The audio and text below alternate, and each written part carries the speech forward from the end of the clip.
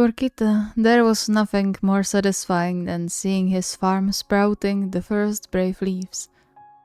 The fields were still bare, but the presence of other plants already growing up, even if just a little, was a good sign.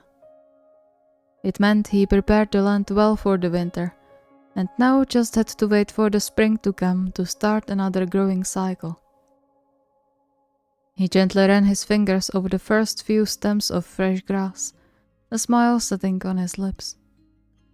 Perhaps this year around they would really have to hire some outside help, for the harvest at the very least.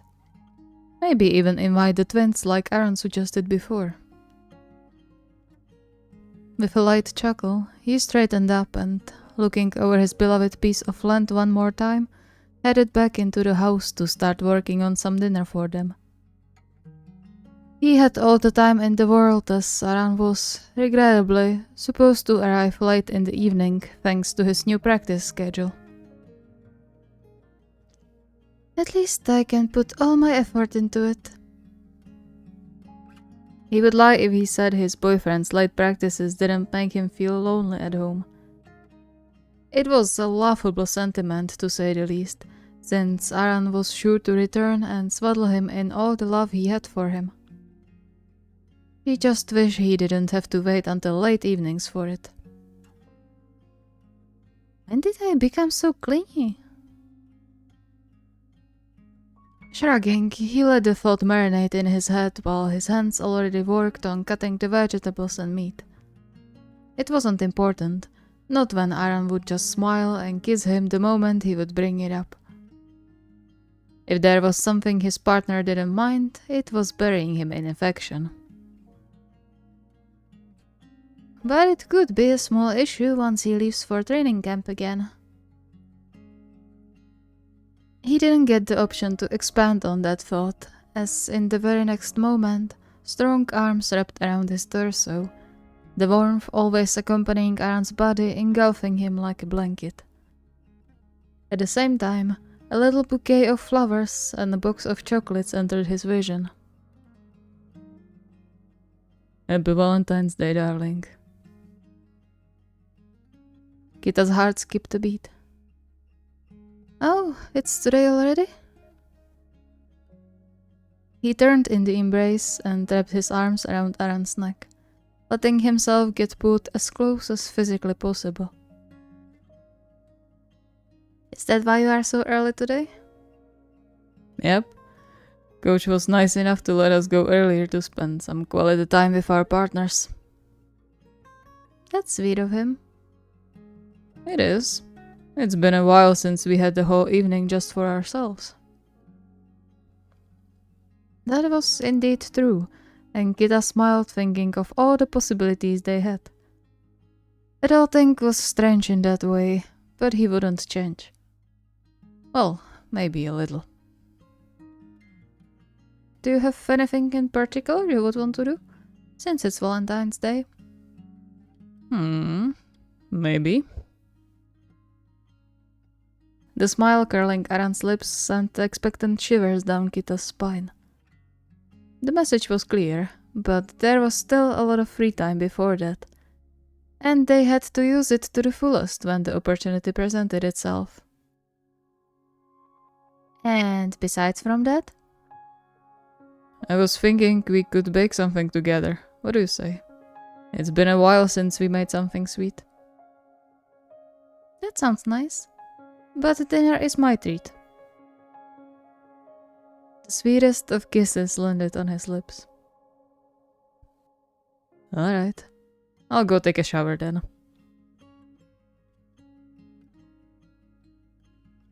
Sometime later, the dinner was served. Simple but a warming meal to chase away the remaining cold settled in their bodies. And since Aran took it upon himself to bring out their candle collection, also bringing in the first hint of Valentine's Day romance. Not that Kita needed Valentine's Day to celebrate their love. He was more than happy to receive and provide affection on any day of the year, but truth to be told, the holidays did make it somewhat more special, even if just a little bit. The most important thing, however, was that Aran was content. And judging by the soft humming coming from him as he munched on the food, he didn't have to worry about it. Even later, when the dishes were washed and set to dry, Aran didn't let go of him, always touching him in one way or another, and Kita could melt. So, what did you have in mind? No concrete plan. I just wanted to do something together, you know. In that case, how about we bake a shortcake? Aran smiled and kissed his cheek. Not too difficult, but still requiring care and precision, huh? Sounds exactly like you. What's that supposed to mean? Instead of an explanation, Aran just kissed him again and headed back into the kitchen. Kita rolled his eyes, but since he couldn't find even one cell of his being that would be upset at that note, he soon followed after Aran, finding him busy preparing the needed ingredients. Hands-on approach, as usual. And while he would love to watch his partner work, his conscience didn't allow him to stand idly aside, and he soon joined the preparation so the main event could start sooner. Though, truth to be told, he didn't care how they spent time together. The important thing was that they did.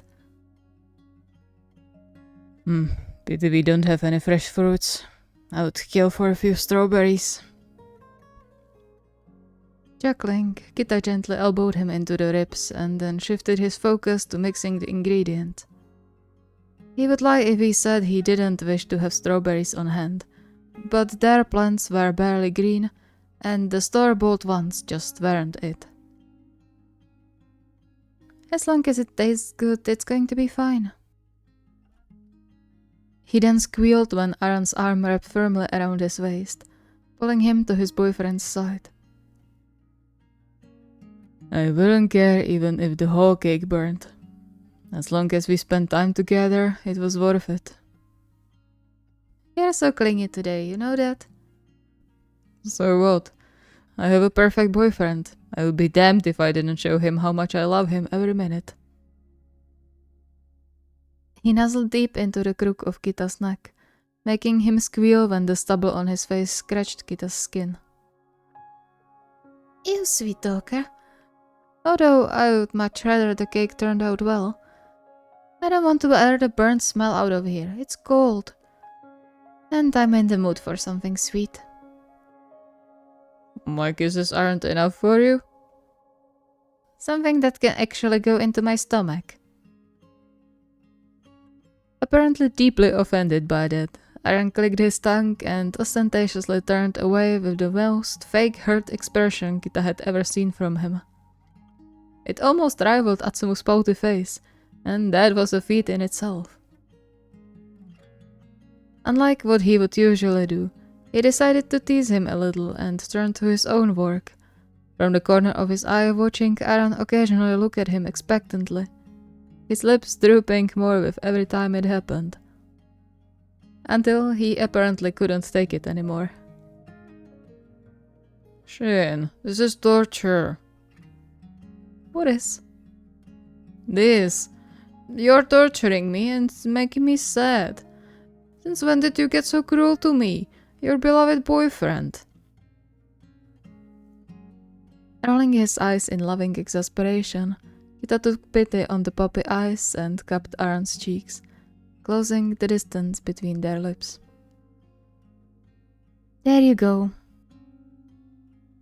The abrupt change in Aran's face was almost comical, and Kita couldn't help but smile. Despite being adults for a solid while now, some things just never changed.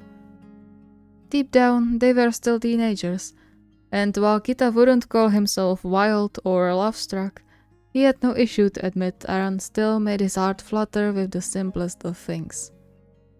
And it was beautiful.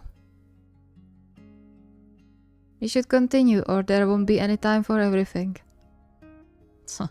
It's supposed to be in the oven for 20 minutes. That's enough time for round 1. Kita gently smacked his shoulder and huffed to hide the excited twist in his guts. Don't say nonsense. You better take your time, or otherwise no treat for you. As you wish, my dear. Thank you so much for watching. I hope you enjoyed, and now you can enjoy the cute art too. There will be one for each part. Also, Lynn is currently open for commission, so if anyone wants to check her portfolio, link to her card will be at the usual place in the description. So this was a lot of fun, even though it was kinda last minute, because I forgot about it with all the changes going on in my life. But I still hope you'll like all the parts coming out, or at least some of them, I suppose. If you have any requests or ideas, the request form is linked in the video description. See you next time!